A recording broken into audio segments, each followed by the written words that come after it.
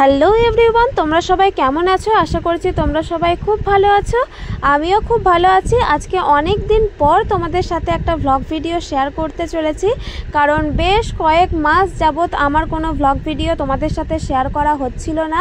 আর এই প্রচণ্ড রোদ গরমে আমি কোথাও বাইরেও ঘুরতে যাইনি, কোথাও যাইনি, সেই জন্য কোনো ভিডিও ক্লিপও করা হয়নি, তাই তোমাদের সাথে কোনো কিছুই শেয়ার করা হচ্ছিল না। আজকে সন্ধেবেলায় আমাদের এখানে হরিচাঁদ ঠাকুরের পুজো ছিল, সেই উপলক্ষে আমি, আমার শাশুড়ি মা এবং সোনা মিলে গেছিলাম দেখতে এবং কিছু ভিডিও ক্লিপ করে এনেছিলাম। তো সেগুলোই ভাবলাম তোমাদের সাথে আজকের এই ভ্লগ ভিডিওর মাধ্যমে শেয়ার করি। তো চলো তোমরা পুরো ভিডিওটা স্কিপ না করে দেখতে থাকো।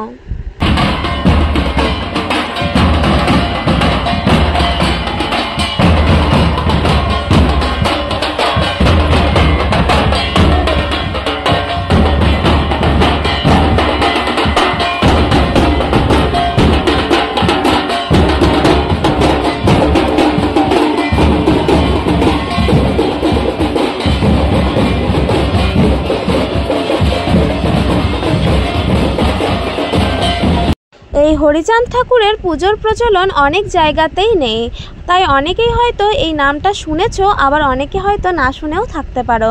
যেমন আমি বিয়ের আগে এই হরিচাঁদ ঠাকুরের নাম কখনো শুনিনি, তোমাদের সাথে মিথ্যা কথা বলবো না, তাই আমার মনে হয় যে অনেকেই হয়তো আমার মতো জানো না। তবে আমাদের এখানে মানে আমার শ্বশুর বাড়িতে হরিচাঁদ ঠাকুরের পুজোটা অনেক ধুমধাম করেই হয়, কিন্তু আমার বাপের বাড়ির সাইডে মানে ওখানে হরিচাঁদ ঠাকুরের পুজো আমি কখনো আগে দেখিনি।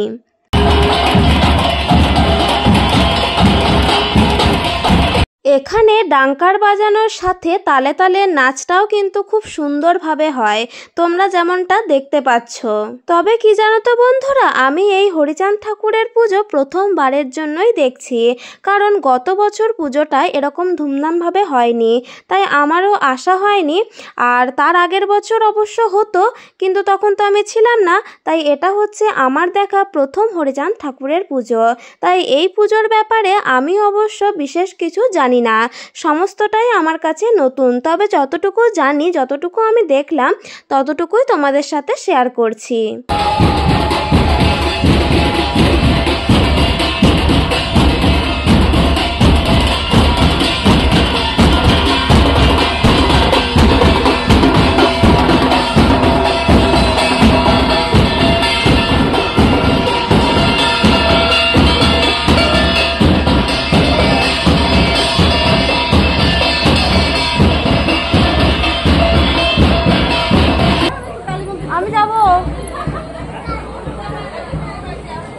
হরিচাঁদ ঠাকুরের পুজোটা ছিল গতকালকের, এবং গতকালকেই আমরা গিয়েছিলাম দেখতে, এবং সেখান থেকেই আমি কিছু ভিডিও ক্লিপ করে এনেছি তোমাদের সাথে শেয়ার করবার জন্য। তো গতকালকে এরকম সারা রাত ডাঙ্কারের সাথে সাথে তালে তালে নাচ হয়েছে, এবং আজকে আমি ভিডিওটা শেয়ার করব। তো আজকে ওখানে সকল গ্রামবাসীদের জন্য অনেক বড়সড় করে খিচুড়ি মহাপ্রসাদের আয়োজন করা হয়েছে।